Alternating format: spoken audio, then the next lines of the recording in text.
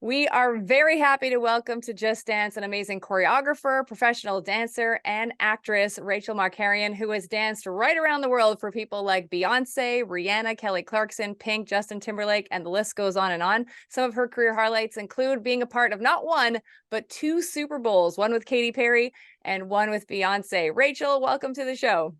Hello, thank you for having me. Dancing. Tina, you always get to ask the first question. Oh God. Well, first of all, it's great to see your face. I just love this woman so much. Like from the time I met you, you've just been nothing but joy. And so for me, I just following you and following your life on Instagram. I hate that it's on Instagram, but it is what it is. But just watching you blossom, like you know what? It's really cool when you know that your friends are talented, but then when you go, holy crap, I didn't know they were that talented. Like I had no idea. And we'll dive into all of that with your acting because I think I didn't even know that you acted until you and I were in class together with Arthur, which we will talk about. But like, I really thought that was the first time you started acting. I didn't know that that was your background because I met you when you were grass for the Edge. God, that's right. Over, gosh, 23 years ago. That was 23 years ago. Yeah, we don't say ages here. Anyway, um, so tell everyone kind of just because I'm always really curious because we all end up together somehow, right? On a tour or on a job, but we all have so many different paths to get where we are in life. And I'm just curious where you started, how you ended up in LA and kind of, your journey to getting you to dance professionally. Yeah, well, you have a big part of that. I think I've told you this, but when I was a kid, Janet and Paula Abdul, those were my first two concerts. And when Oh, I saw you on stage, I was like, that's what I want to do. So for me, honestly, when we worked together for the grass moment, that was a full circle moment for me because I had been looking up to you on videos and tours and DVD sets and anything that I could get my hands on to watch. So honestly, to be able to work with you and to sit here with you right now is really special. I don't know if I've ever really said that to you, you but give me a lot of love, so thank you. you're such an inspiration. But I mean, I started dancing obviously at a very young age. I went to a I went to performing arts high school where I focused on dance, theater, did a little bit of theater, a little bit of singing. And I always just wanted to move to New York City. I'm from Boston, so I always thought you were either in a ballet company or you danced on Broadway. And I got offered Rockettes, like straight out of high school. And I was also offered to dance at Tokyo Disney. And I remember, Joe Lanteri was a really big part of my training as a teenager. And I was living in New York City on my own when I was 16. I was working at Steps on Broadway in their like front desk, off like their front desk area in exchange for training for classes. And I always was like, okay, I'm living here in a studio apartment on my own pretty much. I'm ready to go out into the real world. And Joe Lanteri was like, listen, college is just such a big aspect of your personal growth and that in between phase of coming out of, the nest and the home and going into the professional world. Cause it's a really big world when you get out there and try to do this professionally. And he basically said to me, he's like, if the jobs come now, they're going to come in 3 years, 4 years, 5 years. So don't think that you have a time on you. So I went to Oklahoma City University. They had a really great theater and dance program that really leaned into the jazz and musical theater aspect of things. And I went to a convention when I was a freshman. I went down to Texas, went to an LA based dance convention, got a scholarship there. I had no idea that there was even dance in Los Angeles because I just was never exposed to the West Coast, to the commercial world. And Right. that scholarship got me a 3 months training at Edge, all the classes I wanted.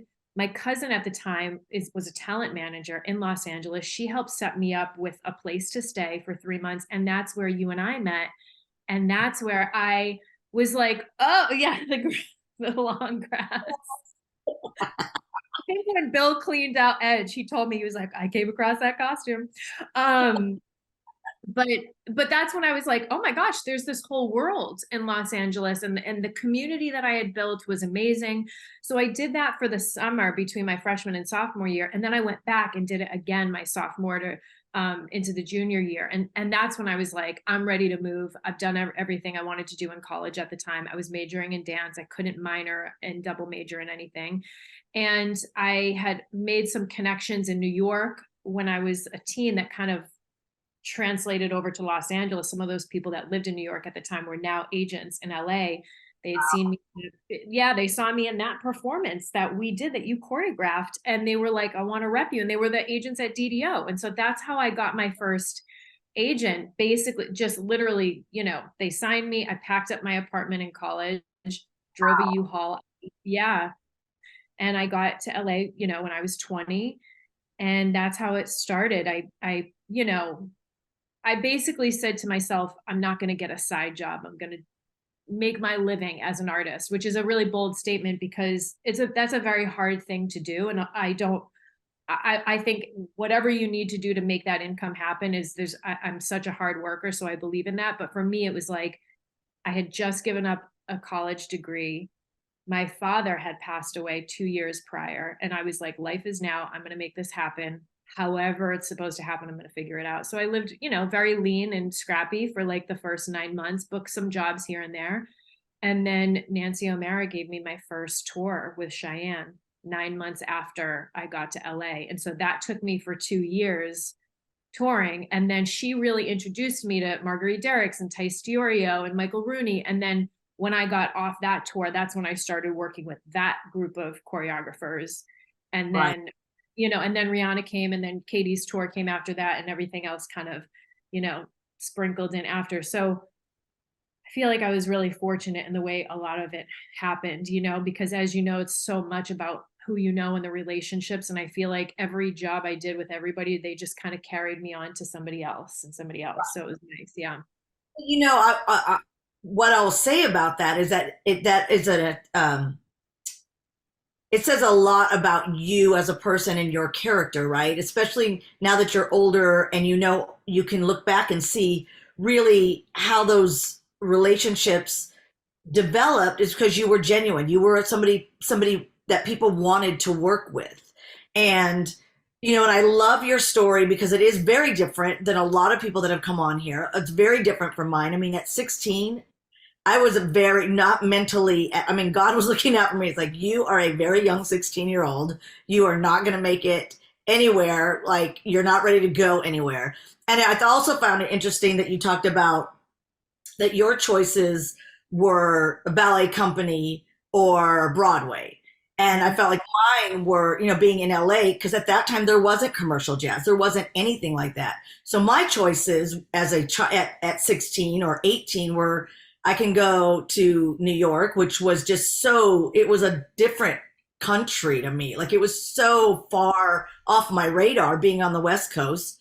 Or I could go to Vegas and dance topless. I'm like, well, A, I'm too short, and B, I don't want to dance topless. So I never even thought about having a career like that, really. Like, and college just was not, I did the minimal amount of college to stay on my parents' health insurance to get dental work done. You know what I mean? So that kind of stuff blows me away. I think Tice was another one who also went to New York very young, right? Or was he from New York? But he was also very young. And so that kind of stuff just blows me away. And I love that you're like, this is the mistake that I think a lot of dancers make when they think, well, I can just pack it up and go to LA. I can just pack it up and go to New York. It's like, yeah, but what have you done to set yourself up, right? Yeah. Kind of were already at a place where, like, the next step was New York. The next step then was LA. The next step then was, because the entire time you were doing the work that it took to get to that next step, right? You weren't in Boston going, I want to be a background dancer for Katy Perry. Like, it just, you know what I mean? It was like, you would draw like strings on a map and you made sure you weren't burning bridges along the way, so that when you left New York, you had those relationships to come back to, not knowing that some of those would follow you to LA. And because it is a big world when you're a kid, but it's a very small dance community, wouldn't you say? Oh yeah. And I believe that like planting the seed is so important. It's never about like, I got to get the agent, I got to get the this. Yes, you want to work towards that, but every seed is a thing that you plant. It's a relationship that you build. It's how you network. So, but I hear what you're saying. I would have had no clue on how to go from Boston to LA, having not dipped my toe in for 2 summers in a row and spent a total of 6 months in Los Angeles before I actually moved to get a sense of the lay of the land. Right. And, you know, if you don't have somebody that's sort of mentoring you into the space or into the city, wherever you decide to relocate, it can be really challenging. That's why, and I also feel like at that time, there's so much available right now. I feel like this podcast and choreographers and teachers and educators that are really passionate about really helping young dancers understand what it is to make that transition. There's so much available now that really wasn't available at the time. You had to kind of like figure out or latch on to somebody that might be able to give you, but you really had to figure it out on your own. And honestly, I wouldn't want it any other way.